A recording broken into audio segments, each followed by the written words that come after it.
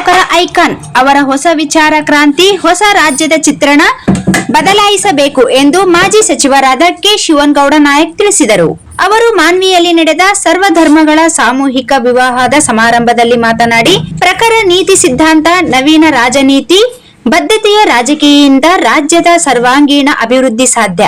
ಆ ತುಡಿತ ಪಕ್ಷದ ರಾಜ್ಯಾಧ್ಯಕ್ಷ ವಿಜಯೇಂದ್ರ ಅವರಲ್ಲಿದೆ. ಇನ್ನು ಯುವಕರಿದ್ದಾರೆ. ಇತರ ದೇಶಗಳಲ್ಲೆಲ್ಲ ಯುವಕರೇ ದೇಶ ರಾಜ್ಯ ಆಳುವ ಪದ್ಧತಿ ಇದೆ. ವಿವೇಕಾನಂದರು ಬದಲಾವಣೆ ಯುವಕರಿಂದಲೇ ಸಾಧ್ಯ ಎಂದು ಹೇಳಿದ್ದಾರೆ. ಅದಕ್ಕೆ ಪಕ್ಷದ ಕಾರ್ಯಕರ್ತರು ಯುವ ಸಮೂಹ ರಾಜಕೀಯ ಕನಸು ಕಾಣುತ್ತಿದ್ದಾರೆ. ವಿಜಯೇಂದ್ರ ಅವರ ನಡೆನುಡಿ ಚಿಂತನೆ ಅನುಸರಿಸಿ ಎಂದು ಕರೆ ಕೊಟ್ಟರು. ವಿಜಯೇಂದ್ರ ಅವರು ರಾಯಚೂರಿನ ಯಾವುದೇ ಕ್ಷೇತ್ರದಲ್ಲಿ ನಿಲ್ಲಲು ನಿರ್ಧರಿಸಿದರೂ ಗೆಲ್ಲಿಸುವ ಜುಮೇದಾರಿ ನಾನು ತೆಗೆದುಕೊಳ್ಳುವೆ ಎಂದರು. ಇಷ್ಟು ದಿನ ಯತ್ನಾಳ್ ಬಣದಲ್ಲಿ ಗುರುತಿಸಿಕೊಂಡಿದ್ದ ಬಿವಿ ನಾಯಕ್ ಅವರನ್ನು ಶಿವನಗೌಡ ನಾಯಕ್ ಅವರು ಸದ್ದಿಲ್ಲದೆ ವಿಜಯೇಂದ್ರ ಬಣದತ್ತ ಸೆಳೆದಿದ್ದು ಬಿವಿ ನಾಯಕ್ ಉಪಸ್ಥಿತಿ ಸ್ಪಷ್ಟಪಡಿಸಿತು.